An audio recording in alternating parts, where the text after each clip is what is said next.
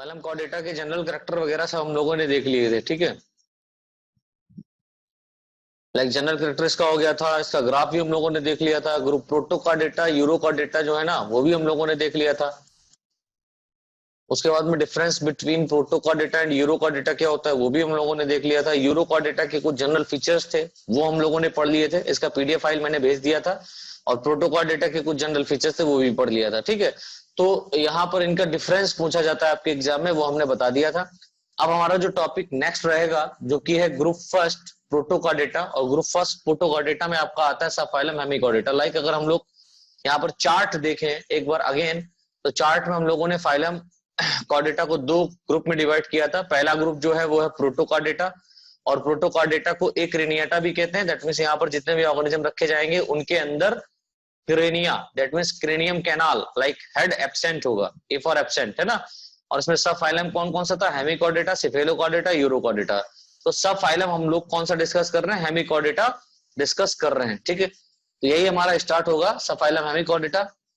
तो सब phylum Hemichordata की कुछ जनरल फीचर्स यहाँ पर दिए गए हैं, सैलेंट फीचर हैं, जनरल कैरेक्टर हैं, जिनके बारे में आपको पता होना चाहिए, और ये काफी इंपॉर्टेंट है, ठीक है। ये जो कैरेक्टर मैंने यहाँ पर लिखे हैं, ये आप याद कर लीजिए। तो पहला पॉइंट यहाँ पर लिखा हुआ है, इस सब फाइलम में पाए जाने वाले एनिमल मैराइन होते हैं, जो कि सोलिटरी तथा ट्यूबिकुलस होते हैं। एकल रहेंगे, या ट्यूबिकुलस कहने का मतलब होता है कि ट्यूब लाइक हम ये कह सकते हैं कि ये भूमि में बरो फॉर्मेशन करके रहते हैं, एक ट्यूब में रहते हैं, ठीक है। सेकेंड, इनकी बॉडी सॉफ्ट और अनसेगमेंटेड होती है। इनकी बॉडी जो होती है काफी सॉफ्ट होती है और अनसेगमेंटेड होती है, जिनमें बाइलेटरल सिमेट्री पाई जाती है। इनके अंदर कौन सी सिमेट्री पाई जाती है, बाइलेटरल सिमेट्री पाई जाती है।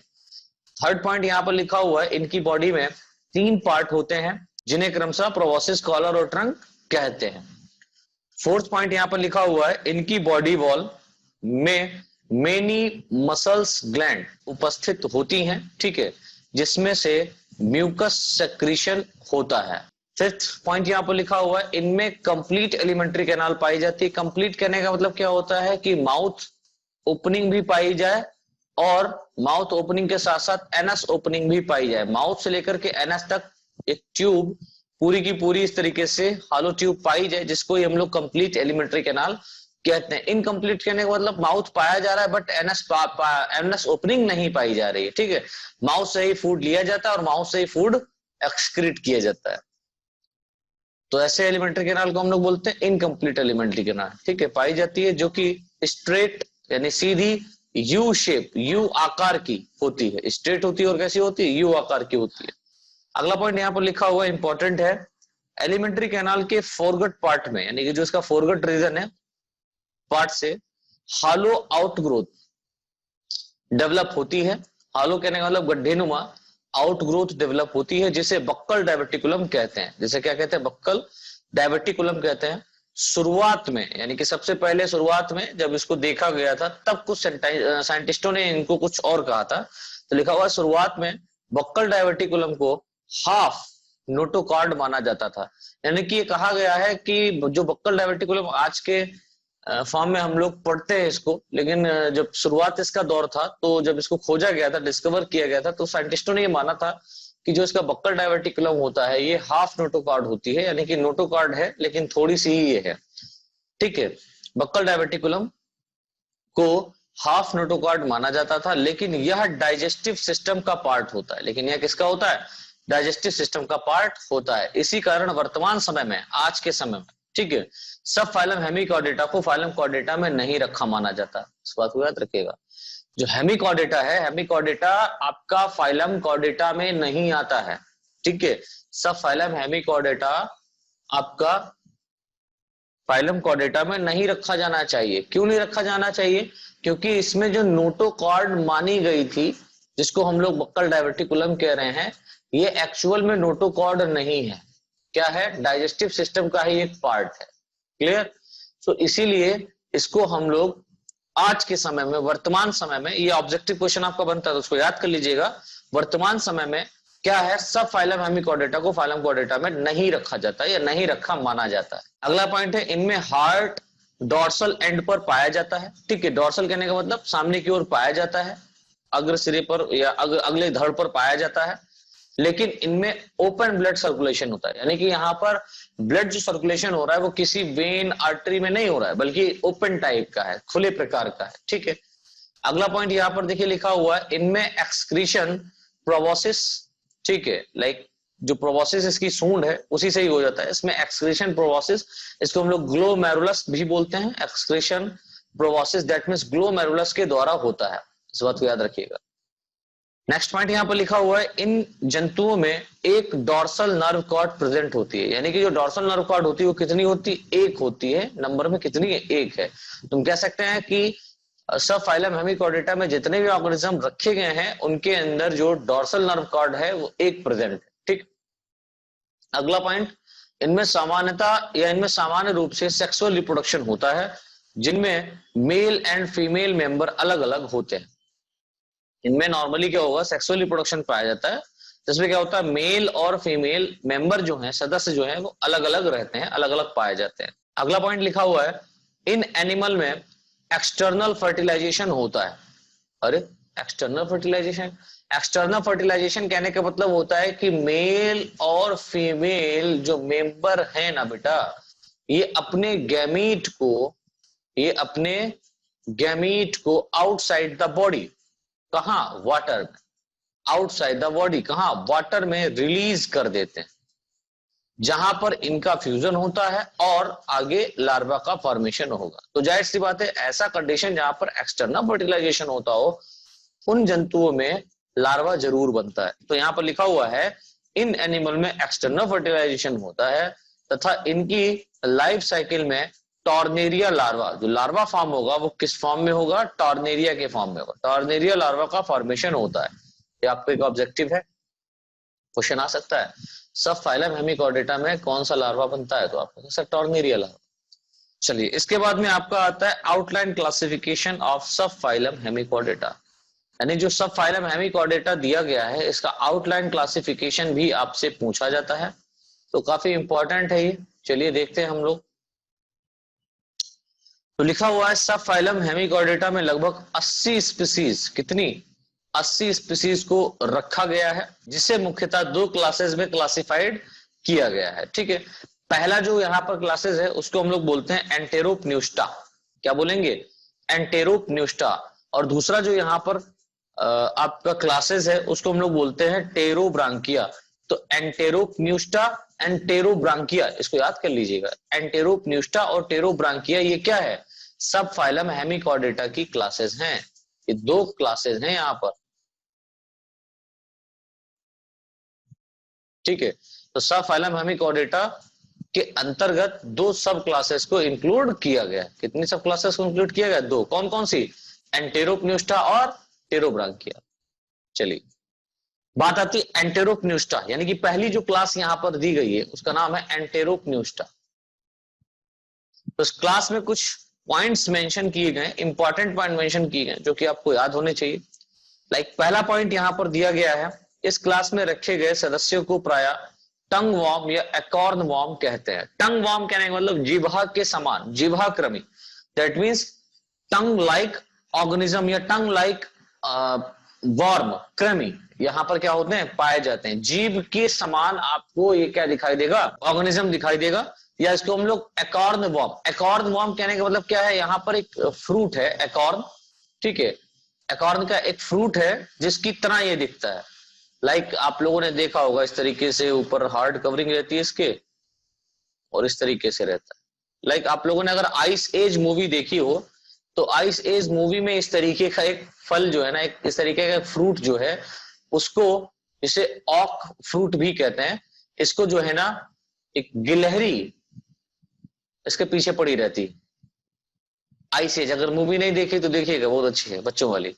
तो ये जो फ्रूट है इसके तरह भी क्या होता है, ये दिखाई देता है, तो इसीलिए इसको हम लोग क्या बोलते हैं, टंग वॉर्म या एकॉर्न वॉर्म कहते हैं। सेकेंड पॉइंट यहां पर देखिए लिखा हुआ है, यह जल में, वाटर में सिंगल और सोलिटरी पाया जाता है, या अकेला रहता है, और एकल, सोलिटरी कहने का मतलब भी अकेले ही होता है, ये अकेले फॉर्म में क्या होता है, तैरता रहता है, ठीक है, अकेले रहना पसंद करता है। थर्ड पॉइंट यहां पर लिखा हुआ है, इनकी बॉडी लॉन्ग, लंबी, ट्यूब लाइक, ट्यूब के समान, एंड अनसेगमेंटेड, इसमें सेगमेंट नहीं पाए जाते हैं, ठीक है, अनसेगमेंटेड होती है।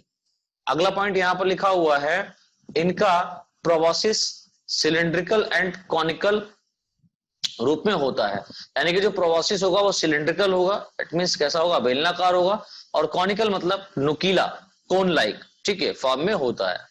अगला पॉइंट यहाँ पर लिखा हो, ये जितने भी यहाँ पर आपके ऑर्गेनिज्म रखे गए क्लास एंटेरोपनिस्टा के अंदर, उनकी जो है ना फीचर्स के बारे में हम लोग पढ़ रहे हैं। अगला पॉइंट यहाँ पर लिखा हुआ है, यह सदस्य प्राय यूनिसेक्सुअल होते हैं। ये कैसे होते हैं? यूनिसेक्सुअल होते हैं। अगला पॉइंट लिखा हुआ है, इन सदस्यों में बहुत सारी यू शेप गिल स्लिट पाई जाती है। मोस्ट इंपॉर्टेंट, याद रखिएगा, इन सदस्यों में क्या पाया जा रहा है? जो गिल स्लिट पाया जा रहा है वो कैसा? यू शेप्ड है, ठीक है, यू के आकार का है। अगला पॉइंट लिखा हुआ है, इन सदस्यों की आहार नाल सीधी, दैट मीन्स आहार नाल कहने का मतलब एलिमेंट्री कैनाल जो है वो स्ट्रेट होती है, जिसके एक एंड पर माउथ तथा दूसरे एंड पर एनएस, एक एंड पर माउथ तथा दूसरे एंड पर एनएस ओपनिंग पाई जाती है, ठीक है, एनएस की क्या होती है? ओपनिंग पाई जाती है। अगला पॉइंट यहां पर लिखा हुआ है, इन सदस्यों में डायरेक्ट एवं इनडायरेक्ट दोनों प्रकार से डेवलपमेंट होता है। डायरेक्ट और इनडायरेक्ट कहने का मतलब क्या होगा? डायरेक्ट भी डेवलपमेंट होगा और इनडायरेक्ट भी डेवलपमेंट होता है। डायरेक्ट डेवलपमेंट कहने का मतलब होता है कि यहाँ पर क्या होगा, जो गैमीट्स है वो आपस में फ्यूज होंगे, और फ्यूज होकर के डायरेक्ट क्या होगा, एक न्यू ऑर्गेनिज्म का फॉर्मेशन कर देगा। सर मतलब ये कि इनके अंदर लार्वा नहीं बनेगा। और इनडायरेक्ट कहने का मतलब यही है कि इन्हीं ऑर्गेनिज्म में क्या होगा, मेल और फीमेल गैमेट आपस में मीट करेगा, और यहाँ पर जाइगोट बनेगा, जाइगोट एम्ब्रियो, ये प्रोसेस ऊपर भी बनता है, जाइगोट बनेगा, एम्ब्रियो भी बनेगा, और एम्ब्रियो से यहाँ पर बनेगा लार्वा। क्या बनेगा? लार्वा, और लार्वा से बनेगा एडल्ट। लेकिन यहाँ पर क्या है, यहाँ पर गैमीट बना, जाइगोट बना, और एम्ब्रियो बना, और एम्ब्रियो से डायरेक्ट बन गया क्या? एडल्ट। दैट मीन्स इस प्रोसेस पर आईबे नहीं किया है। जब इधर नहीं गया है तो हम ये कह सकते हैं कि ये वाला जो है ये डायरेक्ट कहला रहा है, और ये वाला इनडायरेक्ट डेवलपमेंट कहला रहा है। जिसमें लार्वा फॉर्म होता है उसको इनडायरेक्ट बोलते हैं, जिसमें लार्वा फॉर्म नहीं होता उसको डायरेक्ट बोलते हैं। तो देखिए यहाँ पर लिखा हुआ तथा इनडायरेक्ट डेवलपमेंट के दौरान लार्वा का निर्माण होता है, ठीक है। नेक्स्ट पॉइंट यहाँ पर लिखा हुआ है, इस क्लास में पाए जाने वाले सदस्य बरोइंग हैबिटेट के होते हैं। Burrowing habitat that means bill बना करके रहने वाले प्रवृत्ति के होते हैं, ठीक है। लाइक यहाँ पर जो आपका एनिमल है जिसको हम लोगों को पढ़ना भी है, जिसका नाम है बेलेनोग्लॉसस। बेलेनोग्लॉसस, इसको हम लोग सॉरी, इसके अंदर जो है ना टॉर्नेरिया लार्वा का फॉर्मेशन होता है, इसको याद रखिएगा, बेलेनोग्लॉसस पे टॉर्नेरिया लार्वा बनता है। और भी यहाँ पर है सेकोग्लॉसस है, ठीक है, और आपका है प्रोटोग्लॉसस, सेकोग्लॉसस, प्रोटोग्लॉसस, ये भी आपके कहाँ रखे गए? क्लास एंटेरोपनिस्टा के अंतर्गत रखे गए हैं। तो पहली क्लास हमारी यहाँ पर कंप्लीट होती है। दूसरी क्लास है हमारा, तो इसमें कुछ फीचर्स हैं, इसमें कुछ जनरल कैरेक्टर उनके बारे में देख लीजिए। पहला पॉइंट यहाँ पर लिखा हुआ है, इस क्लास के सदस्यों को प्राय पंख वार्म भी कहते हैं, लाइक पंख की तरीके से ये दिखाई देते हैं, विंग्स, पंख वार्म भी कहते हैं। सेकेंड, यह सदस्य स्थानबद्ध, सेडेंट्री, सेडेंट्री कहने का मतलब होता है कि एक जगह पर टिके रहते हैं, स्थानबद्ध होते हैं। अगला, इन सदस्यों की बॉडी में एलिमेंट्री कैनाल यू आकार की होती है, इनमें भी यू आकार की बॉडी होती है, ठीक है, जिनमें माउथ और एनस अलग अलग एक ही सरफेस पर पाया जाता है। अरे मतलब समझे नहीं, इसका समझने का प्रयास करिए। देखिए ये ऑर्गेनिज्म है, बरोइंग हैबिटेट का ये भी होता है, ठीक है, और यहाँ पर कहा गया है कि ये बिल में रहेंगे, तो इस तरीके से मान लो यहाँ पर ये पाया जा रहा है। तो इसकी सरफेस लाइक यहाँ पर एक ओपनिंग है और एक यहाँ पर ओपनिंग है, इसके अंदर ये ऑर्गेनिज्म पाया जा रहा है, बिल है, ये बरो के अंदर ऑर्गेनिज्म पाया जा रहा है। तो एक सरफेस पर देखो यू आकार की एलिमेंट्री कैनाल है ना, तो इसके अंदर इस तरीके से ऑर्गेनिज्म मान लो पाया जा रहा है। तो इस साइड में यदि माउथ है तो इसी सरफेस पर आप देखेंगे यहाँ पर क्या होगा? एनस होगा, ठीक है। वही यहाँ पर क्या गया है कि एलिमेंट्री कैनाल यू शेप की होती है, जिसमें माउथ और एनस अलग अलग एक ही सरफेस पर पाया जाता है, अलग अलग एक ही सरफेस पर क्या हुआ? पाया जा रहा है। वो ये अलग होता है, स्ट्रेट अगर होता तो स्ट्रेट में ये माउथ है और ये एनस है, तो दोनों अपोजिट सरफेस पर है, ये अपर है तो ये लोअर है। लेकिन यहाँ पर क्या है? एक ही सरफेस पर माउथ और एनस ओपनिंग पाई जा रही है। दैट मींस ये बरो के अंदर इस तरीके से बिल बना करके रहता है, एक तरफ माउथ रहे और दूसरी तरफ इसका एनस रहे, इधर से खाएगा इधर से निकालेगा, समझ रहे हैं? चलिए अगला पॉइंट हम लोग देखते हैं, इन सदस्यों में, यहां पर इन करिएगा, या इस सदस्यों में कॉमा शेप गिल स्लिट्स पाई जाती है। दैट मींस यहां पर जो गिल स्लिट्स पाई जाएंगी वो कैसी होंगी, कॉमा शेप्ड होगी। और हम लोगों ने पीछे एंटेरोपन्यूस्टा में देखा तो यहां पर गिल स्लिट्स कैसी थी, यू शेप की थी। याद रखिएगा, U shape and comma shape, ठीक है, पाई जाती हैं, जो कि एक जोड़े के रूप में अरेंज रहती हैं, एक पेयर के फॉर्म में क्या होता है यहां पर पाई जाएगी। अगला पॉइंट लिखा हुआ है यहां पर, इस क्लास में यूनिसेक्सुअल व बाइसेक्सुअल दोनों प्रकार के सदस्य पाए जाते हैं। ठीक है, यूनिसेक्सुअल भी यहाँ पर ऑर्गेनिज्म पाए जाएंगे, बाइसेक्सुअल भी यहाँ पर क्या होते हैं, ऑर्गेनिज्म पाए जाते हैं। अगला पॉइंट यहाँ पर लिखा हुआ है, इस क्लास में मुख्यतः 2 ऑर्डर को रखा गया है। कितने ऑर्डर रखे गए बेटा, 2 ऑर्डर रखे गए, जिसे हम लोग क्या बोलते हैं, एक ऑर्डर जो यहाँ पर बोला गया है उसको हम लोग बोलते हैं रैप्डोप्लूरिडा। कौन सा ऑर्डर है, रैप्डोप्लूरिडा, और दूसरा है एटुबेरिया। ठीक है, एटुबेरिया और रैप्डोप्लूरिडा, ये आपके 2 ऑर्डर यहां पर रखे गए हैं। सो इसमें जो ऑर्गेनिज्म आते हैं, लाइक फॉर एग्जांपल एक ऑर्गेनिज्म आपका रखा गया ऑर्डर में रैप्डोप्लूरा, और दूसरा ऑर्गेनिज्म रखा गया है सिफेलोडिस्कस। रैप्डोप्लूरा और सिफेलोडिस्कस, ये 2 जो ऑर्गेनिज्म आपके हैं वो कहां रखे गए हैं, क्लास टेरोब्रांकिया के अंदर या अंतर्गत। क्लियर, तो ये हमारा इस तरीके से कंप्लीट होता है आपका सब फाइलम हेमिकॉर्डेटा। रिपीट कर देता हूं, जनरल कैरेक्टर हम लोगों ने देख लिया, इसका आउटलाइन क्लासिफिकेशन देख लिया। आउटलाइन क्लासिफिकेशन में हमने देखा कि यहाँ पर इसमें 80 स्पीसीज को रखा गया है सब फाइलम हेमिकॉर्डेटा में, और इसको 2 मुख्य क्लासेस में डिवाइड किया गया है। पहला है एंटेरोप्न्यूस्टा, दूसरा है टेरोब्रांकिया। पहला है एंटेरोप्न्यूस्टा, दूसरा है टेरोब्रांकिया। फिर हम लोगों ने एंटेरोप्न्यूस्टा के कुछ यहाँ पर जनरल फीचर देखे। हमने देखा कि एंटेरोप्न्यूस्टा के अंतर्गत बेलेनोग्लासस रखा गया है जिसमें टॉर्नेरिया लार्वा बनता है। बेलेनोग्लासस के साथ साथ यहाँ पर सेकोग्लासस और प्रोटोग्लासस को भी इंक्लूड किया गया है, जिसमें बेलेनोग्लासस हमको इस क्लास का पढ़ना है आपके एग्जाम के लिए। ठीक है, फिर हम लोगों ने देखा यहाँ पर क्लास सेकेंड, जिसको हम लोग टेरोब्रांकिया कह रहे हैं। टेरोब्रांकिया में हम लोगों ने काफी जनरल कैरेक्टर देखे। ये हमने एक बात यहाँ पर समझी कि ये सेडेंटरी होता है, स्थानबद्ध होता है, कहीं नहीं जा पाता, एक ही जगह पर रहता है। और इसमें जो एलिमेंट्री कैनाल होती है वो यू शेप होती है, लेकिन अलग अलग सरफेस पर माउथ और एनएस ओपन रहता है एक ही सरफेस पर। ठीक है, फिर हमने यहाँ पर देखा कि इसमें जो ऑर्गेनिज्म है, हम कह सकते हैं इस क्लास को 2 ऑर्डर में डिवाइड कर दिया गया, जिसके अंतर्गत 2 ऑर्गेनिज्म रखे गए हैं, जिसका नाम है रैप्डोप्लूरा और सिफेलोडिस्कस। ठीक है, अब इसके बाद में यहाँ पर हम लोग का जो सबसे पहले ऑर्गेनिज्म जो देखना रहेगा वो हमारा है बेलेनोग्लासस, जो कि जूलॉजी फर्स्ट पेपर के यूनिट फर्स्ट में आपका आता है। जूलॉजी फर्स्ट पेपर के यूनिट फर्स्ट में आपका रखा गया है। और बच्चों आपको मैं बता दूं कि बेलेनोग्लासस से रिलेटेड मैंने बहुत सारी वीडियोस बनाई हैं, बहुत सारी क्या, मैंने मोस्ट ऑफ वीडियोस बना करके अपलोड कर दी हैं, और मैंने कंप्लीट करा दिया यूट्यूब पर। अगर आप लोगों ने नहीं देखी तो जाइए प्लेलिस्ट में, वहां पर देख लीजिए। और वहां अगर इच्छा नहीं हो रही देखने की, कोई बात नहीं, हम लोग लाइव क्लास में इसी तरीके से इसको पढ़ेंगे।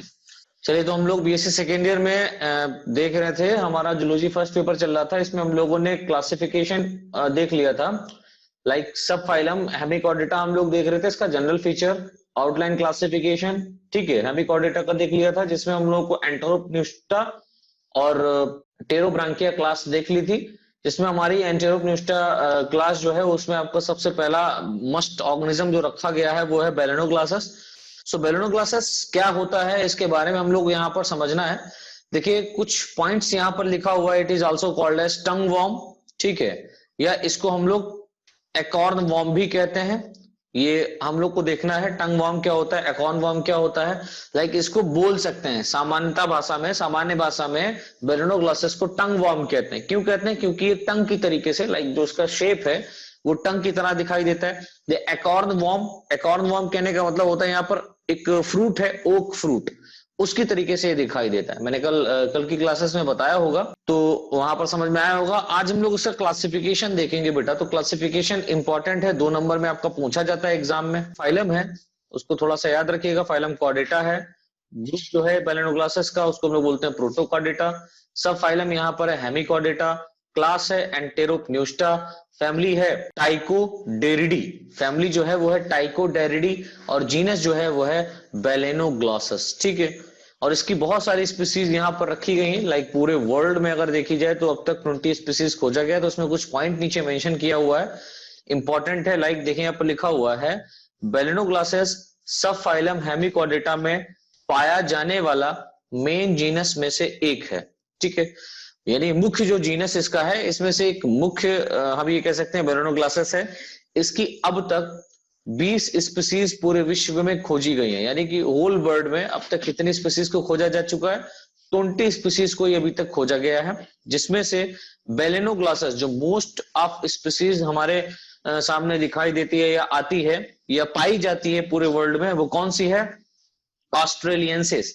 तो बैलेनोग्लासेस ऑस्ट्रेलियंसिस जो है ये मोस्ट कॉमन स्पीसीज है जो हर जगह पाई जाती है, अत्यधिक सामान्य रूप से पाई जाने वाली स्पीसीज है। देखिए लिखा हुआ है बैलेनोग्लासेस की बॉडी का एंटीरियर एंड प्रोबोसिस की आकार के कारण, यानी कि जो इसका एंटीरियर एंड है जिसको हम लोग प्रोबोसिस कहते हैं, ठीक है, प्रोबोसिस के आकार के कारण इसे सामान्यतः टंग मार्क, अच्छा यहाँ पर थोड़ा बढ़ाइए गलत लिखा हुआ है, बैलेनोग्लासेस की बॉडी का anterior and that means proboscis जिह्वा के आकार का, यहां पर थोड़ा सा बढ़ा लीजिएगा, जिह्वा दैट मींस टंग,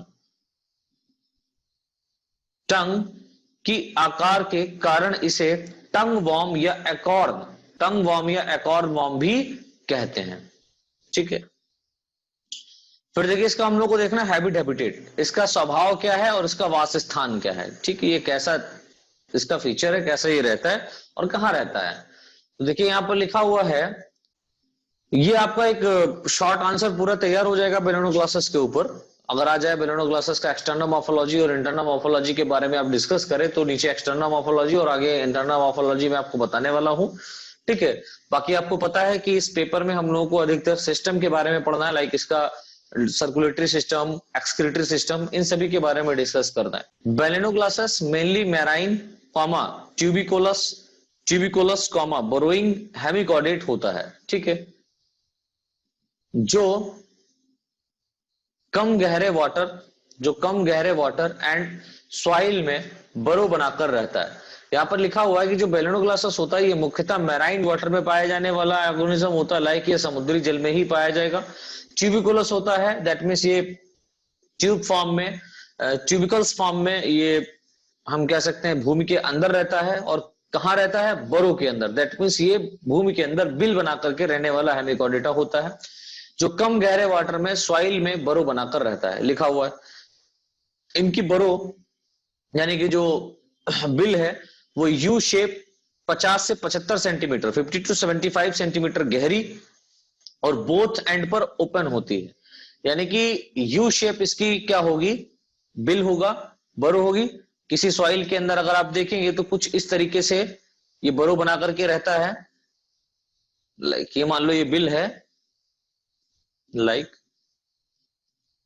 और ये भूमि का सरफेस है, तो इसके अंदर जो बैलेनोग्लासेस रहेगा एक एंड पर क्या रहेगा इसका माउथ और दूसरे एंड पर क्या रहेगा एनस। तो मान लो इस एंड पर माउथ है तो दूसरे एंड पर क्या है एनस, ठीक है, इस तरीके से। तो ये यू आकार का हम ये कह सकते हैं इसके अंदर एलिमेंट्री कैनाल भी होगा, भाई यू शेप है तो यू शेप क्या होगा, एलिमेंट्री कैनाल भी होगा। और इसका जो बिल रहता है वो कितना रहता है, 50 से 75 सेंटीमीटर गहरा रहता है, और दोनों एंड पर क्या होता है, ओपन होता है, इधर भी ओपन है इस साइड में भी ओपन है, ठीक है, जिसकी ओपनिंग एक दूसरे से 10 से 25 सेंटीमीटर दूरी पर रहती है। अब यहाँ पर ये जो ओपनिंग है इनकी दूरी जो है वो 10 से 25 सेंटीमीटर क्या है, दूर है। इसको याद रखिएगा कि ये जो बोथ साइड ओपनिंग इनकी खुली हुई है बिल की, तो बरो की, उसकी जो दूरी है वो 10 से 25 सेंटीमीटर पर रहती है। यह प्रोबोसिस की सहायता से सॉइल में, यानी कि जो इसका सूंड है, प्रोबोसिस मतलब सूंड, या सूंड की सहायता से सॉइल में न्यू बोरो फॉर्मेट करता है, यानी कि नए बोरोज को बनाता है। इसकी बॉडी से सेक्रीट, यानी इसकी जो बॉडी है इससे बहुत सारा कुछ सेक्रीशन होता है, लाइक म्यूकस सेक्रीट होता है इसकी बॉडी से, सेक्रीट म्यूकस बिल को smooth and rigid that means कठोर, स्मूथ मतलब चिकना और कठोर यानी कि मजबूत बनाता है। तो ये तो इसका हैबिट, हैबिटेट हो गया। अब इसका अगर हम लोग देखें एक्सटर्नल मॉर्फोलॉजी तो उसके बारे में हम लोग चर्चा कर लेते हैं। एक्सटर्नल मॉर्फोलॉजी लाइक बाह्य आकार की, ये बाह्य रूप से कैसा दिखाई देता है। तो पहला यहाँ पर पॉइंट लिखा हुआ शेप, साइज एंड कलर। इसका शेप कैसा है, साइज कैसा है और कलर कैसा है, ये बाह्य रूप से हमको कैसा दिखाई देगा उसके बारे में हम लोग यहाँ पर देखते हैं। तो लिखा हुआ है बैलेनोग्लासेस की बॉडी 10 से 15 centimetre long, comma soft, comma cylindrical shape होती है। कैसी होती है, 10 से 15 सेंटीमीटर लंबी होती है, ऑब्जेक्टिव क्वेश्चन है, सॉफ्ट होती है, सिलिंड्रिकल शेप होती है, बेलनाकार होती है, तथा बॉडी जो है, तथा बॉडी सरफेस पर सीलिया का सिमिलर डिस्ट्रीब्यूशन अरेंज रहता है। यानी कि इसका जो बॉडी है, इसकी अगर हम सरफेस की बात करेंगे, इसकी बॉडी सरफेस की बात करेंगे, तो उसकी बॉडी सरफेस पर सीलिया जो है एक सिमिलर डिस्ट्रीब्यूशन में, दैट मींस एक समान प्रकार के आकार में अरेंज रहते हैं। ठीक है। इसकी बॉडी में externally exoskeleton and appendages absent होते हैं। यानी कि हम बाहर रूप से अगर हम देखें इसको, तो बाहर रूप से इसके ऊपर एक्सोस्केलेटन नहीं पाया जाएगा, बाह्य कंकाल नहीं पाया जाता है, और अपेंडेजेस क्या होते हैं, वो भी एब्सेंट होते हैं।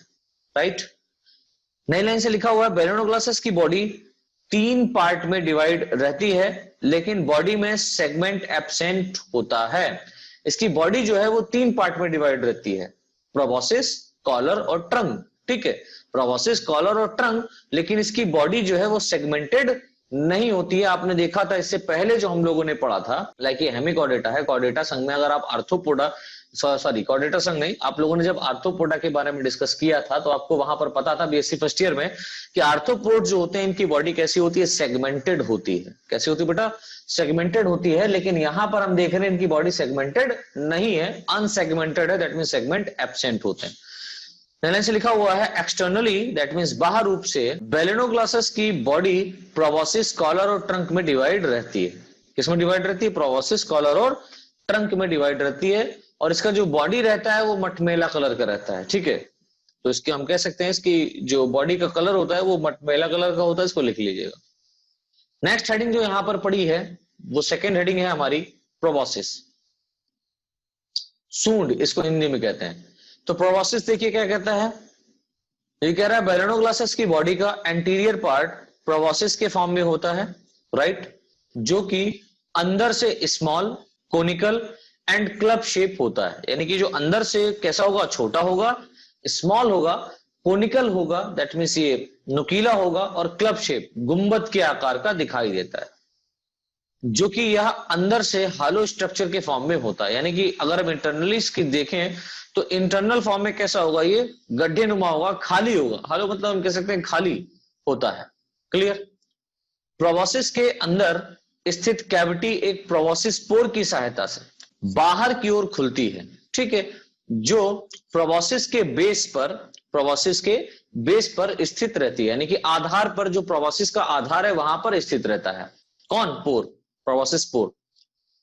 प्रोबॉसिस के आधार के पास यू शेप, यू के आकार की सीलिएटेड डिप्रेशन होता है। यू के आकार का सीलिएटेड डिप्रेशन होता है, जो माउथ में इंटर करने वाले फूड और वाटर को टेस्ट करता है। यानी कि यहां पर क्या है, प्रोबॉसिस रीजन में, प्रोबॉसिस बेस पर एक यू शेप सीलिएटेड डिप्रेशन भी पाया जा रहा है, जो क्या कर रहा है, माउथ में इंटर करने वाले फूड, दैट मींस वाटर के थ्रू ये अपने फूड को लेता है, तो माउथ में इंटर करने वाले फूड और वाटर को टेस्ट करता है, तथा वाटर के फंक्शन को कंट्रोल करता है। यानी कि जो वाटर का फंक्शन है उसको क्या करता है, कंट्रोल करता है। वाटर यहाँ पर किस तरीके से एंट्री कर रहा है, किस तरीके से इसको बॉडी के बाहर निकालना है, उसको सारा का सारा प्रोसेस ही क्या करता है, कंट्रोल करता है। ठीक है।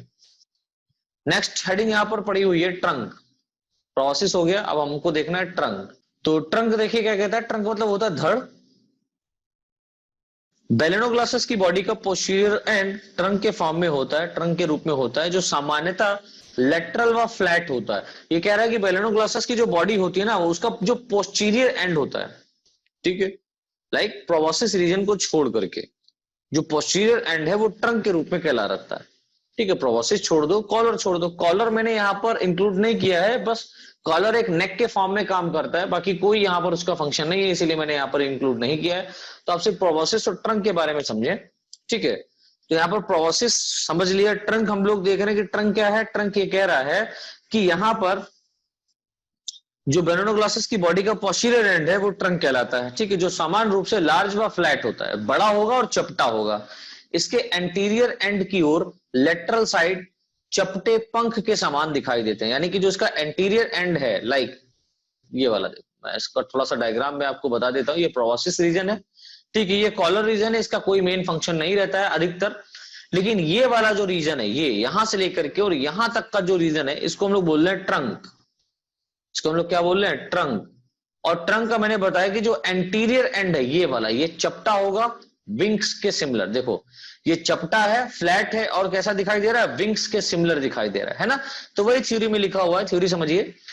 तो यहां पर लिखा हुआ है इसके एंटीरियर एंड की ओर लेटरल साइड चपटे पंख के समान दिखाई देते हैं, जिसे जेनाइटल विंग्स कहते हैं। जिसे क्या कहते हैं बेटा, जेनाइटल विंग्स कहते हैं। ध्यान से देखिए, यहां पर लिखा हुआ है पूरे ट्रंक को 3 भाग में डिवाइड किया जा सकता है, यानी कि जो पूरा इसका धड़ है उसको 3 पार्ट में अगेन डिवाइड किया जा सकता है, जिन्हें क्रमशः branchial region, hepatic region and caudal region. याद रखिए ट्रंक रीजन को 3 पार्ट में डिवाइड किया गया है। कौन कौन सा, ब्रांकियल रीजन, हिपेटिक रीजन और कॉर्डल रीजन में इसको डिवाइड कर दिया गया है। ठीक है, कहते हैं इसमें से ब्रांकियल रीजन फ्लैट विंग्स के समान दिखाई देता है, दैट मींस चपटा और पंख के जैसी संरचना का दिखाई देता है, जिसकी सरफेस पर गोनेड्स अरेंज रहते हैं। जिसकी सरफेस पर गोनेड अरेंज रहते हैं। गोनेड मतलब जनत, जनत मतलब टेस्टिस एंड ओवरी क्या रहते हैं, यहां पर अरेंज रहते हैं।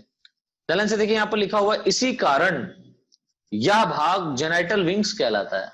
ठीक है, क्यों कहला रहा है जेनाइटल विंग्स, क्योंकि यहां पर गोनेड्स अरेंज रहते हैं, इसीलिए इस पार्ट को हम लोग क्या बोलते हैं, इसीलिए इस पार्ट का नाम दे दिया गया जेनाइटल विंग्स। ठीक है, इस भाग में गिल्स स्लिट की 2 रो अरेंज रहती हैं, यानी कि ये जो रीजन है, इसी रीजन में गिल्स स्लिट की 2 रो यानी 2 पंक्ति स्थित रहती हैं, जिनकी संख्या बेलेनोग्लासेस की एज के साथ बढ़ती रहती है। ठीक है, यानी कि जो इनकी संख्या है, इनका नंबर जो है वो बेलेनोग्लासेस का जो एज है उसके साथ में बढ़ता रहता है।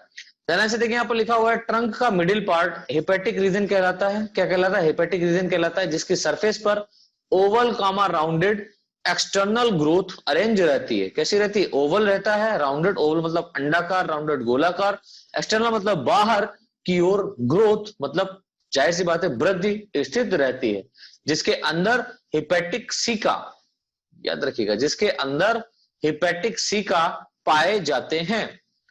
ट्रंक का पोस्टीरियर पार्ट कॉर्डल रीजन कहलाता है, यानी कि जो इसका पोस्टीरियर रीजन है उसको हम लोग कॉर्डल रीजन कहते हैं, जो कि सिमिलर डायमीटर का होता है, एक जैसा डायमीटर का होगा, जो एक टेल के फॉर्म में अरेंज रहता है, एक पूंछ के रूप में आपको दिखाई देगा, जिसके एंड पर एनएस ओपनिंग होती है। जिसके एंड पर क्या होता है बेटा, एनएस ओपनिंग प्रेजेंट रहती है। ध्यान से देखिए, यहाँ पर लिखा हुआ बेलेनोग्लासेस की पूरी बॉडी एक्सटर्नल फॉर्म में म्यूसिलेज व सैंड पार्टिकल के द्वारा बनी बरो, दैट मींस बिल के अंदर रहती है। समझिए, बेलेनोग्लासेस की जो पूरी बॉडी है वो एक्सटर्नल फॉर्म में म्यूसिलेज व सैंड पार्टिकल, यानी कि जो इसकी बॉडी का म्यूसिलेज है वो और जो सैंड पार्टिकल हैं वो आपस में मिल गए हैं। ठीक है, और मिल करके क्या बना दिया है, बरो बना दिया है।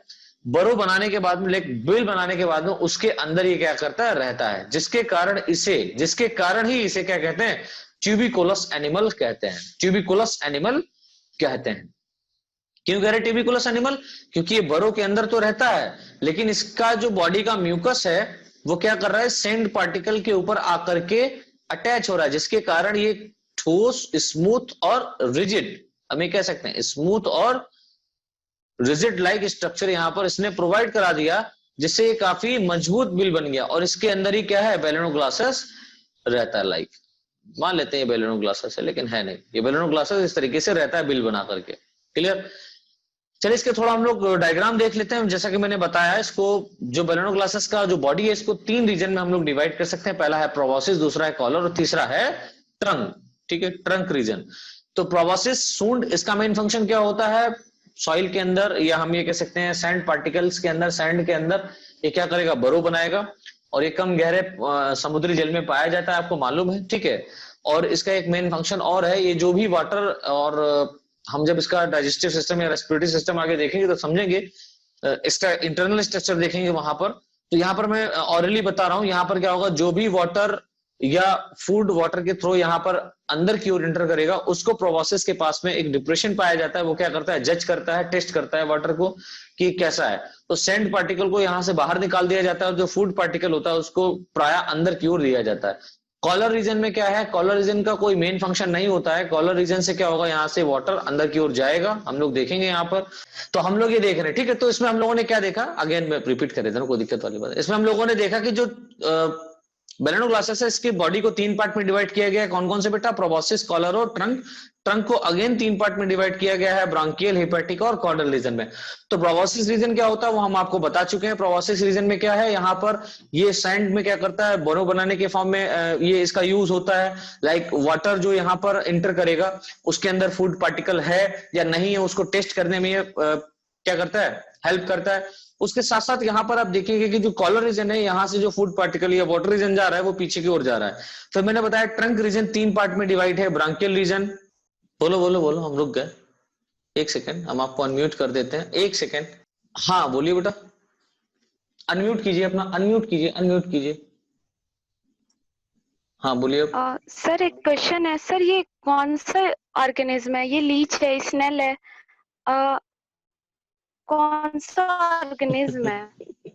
ये लीच नहीं है, ना ही ये स्नेल है। लीच और स्नेल आपका अलग फाइलम में रखा गया है। ये हम लोग हेमिकॉर्डेट्स देख रहे हैं। हेमिकॉर्डेट बोले तो कॉर्डेटा, कॉर्डेटा फाइलम हम लोग पढ़ रहे हैं। और ये स्पेसिफिक, आप माइक ऑन कर लीजिए, ये स्पेसिफिक ऑर्गेनिज्म है लाइक बेलेनोग्लॉसस, ये एक अलग ही ऑर्गेनिज्म है। ये ब्यूरो में रहता है तो फिर ये मरीन कैसे हो सकता है? बरो के अंदर, सॉरी मैराइन वाटर के अंदर बरो बना करके रहता है। आपने क्या समझा, ये चूहा थोड़ी ना है। जो चूहा है जो सॉइल पर आकर के रहेगा, ये चूहा नहीं है, ये है आपका बेलेनोग्लासेस। समझिए समझिए, मैं बताता हूं आपको क्वेश्चन। आपको मालूम है वाटर जो है उसके नीचे कहीं ना कहीं तो सॉइल होगा। ऐसा तो है नहीं कि वाटर पूरा नीचे तो कुछ है ही नहीं उसके। भाई जो मैराइन वाटर है, समुद्री जल है, आप गोवा वाले बीच पे कभी गए हो? तो वहां पे आपने देखा होगा कि वाटर जो है वो आता है, नहीं गया हो कोई बात नहीं, गाना वाने में सुने होंगे। तो वो वाटर जो है वो आपको सॉइल पे ही दिखाई देता है। मैंने शुरुआत में इसको बोल दिया है कि, मैंने क्या बोल दिया, जो साइंटिस्टों उन्होंने खोजा है, ये कम गहरे वाटर में रहता है, कम गहरे समुद्री जल में पाया जाता है। क्लियर? जब ये कम गहरे समुद्री जल में पाया जाएगा तो वहां पर सॉइल होगी और वहां पर सैंड रहता है, मतलब रेत रहती है। उस रेत के अंदर ये बरो बना करके रहता है, उस रेत के अंदर ये बरो बनाएगा और उसके अंदर रहता है। क्यों? क्योंकि कोई भी एनिमी जो है उसको खा ना पाए। और एक्चुअली अगर आप बात करें तो बेलेनोग्लासेस खुद एक अलग ऑर्गेनिज्म है जिसको सब फाइलम हेमिकॉर्डेटा के अंतर्गत रखा गया है। और सब फाइलम हेमिकॉर्डेटा आपका फाइलम कॉर्डेटा में रखा गया है। दैट मींस हम ये कह सकते हैं हम लोग कॉर्डेट फाइलम के बारे में डिस्कस कर रहे हैं, ना कि हम लोग मोलस्का के बारे में पढ़ रहे हैं और ना ही हम लोग आर्थ्रोपोड्स के बारे में पढ़ रहे हैं। क्लियर? अभी क्लियर हुआ या और कोई डाउट है? चलिए ठीक है, तो आगे हम लोग कंटिन्यू करते हैं। अब आप वीडियो ऑफ कर लीजिए बेटा। चलिए, तो मैंने ये बताया ब्रांकियल रीजन है, फिर उसके बाद मैंने बताया हेपेटिक रीजन है और कॉर्डल रीजन है। इसका स्क्रीनशॉट ले लीजिएगा सभी लोग। तो मैं बोल रहा हूं कि जो ब्रांकियल रीजन है ये कैसा रहता है, फ्लैट रहता है, चपटा रहता है और उसके ऊपर बहुत सारे गोनेट्स पाए जाते हैं। लाइक गोनेट्स बोले तो हम ये कह सकते हैं यहाँ पर टेस्टिस और ओवरी पाया जाएगा। टेस्टिस है या ओवरी है, इसको देख करके इस रीजन को हम लोग जेनाइटल रीजन भी बोलते हैं। और ये जो विंग्स लाइक स्ट्रक्चर आपको दिखाई दे रहा है, इसको हम लोग बोलते हैं जेनाइटल विंग्स। तो branchial region are also called as genital region. Why? क्योंकि हम ये कह सकते हैं भाई इस जेनाइटल रीजन में गोनेट्स पाए जाते हैं और ये जो गोनेट्स हैं, जब ये जो फ्लैटेड स्ट्रक्चर आपको दिखाई दे रहा है इसके ऊपर आपको दिखाई देंगे। थोड़ा सा और अगर नीचे जाएं तो हम लोग देखेंगे यहाँ पर ये मिड रीजन यहाँ पर लिखा हुआ है, मिड डॉर्सल रिज, ठीक है। और उसके ठीक नीचे अगर आप आए तो हिपेटिक रीजन में यहाँ पर बहुत सारा हिपेटिक सीका पाया जा रहा है, इस तरीके से टफ एकदम। लाइक ये स्ट्रक्चर यहाँ पर प्रेजेंट है जिसको हम लोग बोल रहे हैं हिपेटिक सीका। मैंने थ्योरी में सारा का सारा समझा के रखा है, आप थ्योरी अच्छे से पढ़ लेंगे तो आपको ये डायग्राम अच्छे से समझ में आ जाएगा। और फिर यहाँ से क्या है, ये वाला रीजन जो पूरा कहला रहा है ये कहला रहा है कॉर्डल रीजन, जिसके लास्ट या पोस्टीरियर एंड पर एनस का ओपनिंग होता है। और ये जो कॉर्डल रीजन है ये टेल के फॉर्म में रहता है, दैट मीन्स पुच्छ के रूप में आपको दिखाई देगा। तो ये हो गया स्टूडेंट्स हमारा क्या, बेलेनोग्लासेस का एक्सटर्नल मॉर्फोलॉजी। एक्चुअल में जो हम लोग को देखना है बेलेनोग्लासेस में ब्लड वेस्कुलर सिस्टम देखना है, इससे पहले एक और सिस्टम देखना है, वो मेंशन करना है, लिखना है यहाँ पर, लिख करके वो हम लोग कल यहाँ पर डिस्कस करेंगे। और ये हमारा थ्योरी हो गया है बेलेनोग्लासेस के क्लासिफिकेशन हम लोगों ने देख लिया, इसका एक्सटर्नल मॉर्फोलॉजी देख लिया, इंटरनल मॉर्फोलॉजी भी हम लोगों ने यहाँ पर देख लिया। एक्सटर्नल मॉर्फोलॉजी, देन इसका जो इंटरनल स्ट्रक्चर रहेगा, लाइक इंटरनल मॉर्फोलॉजी में हम लोग जो भी सिस्टम इसका रहता है, like digestive system, circulatory system, है ना, रेस्पिरेटरी सिस्टम, ये सारा का सारा हम लोग आगे की क्लासेस में डिस्कस करेंगे इस ऑर्गेनिज्म से रिलेटेड। अब मैं अनम्यूट करता हूं सभी को, बस आज की क्लास इतनी ही रखूंगा। अब जिसके जो डाउट है वो मुझसे पूछ सकता है। यस।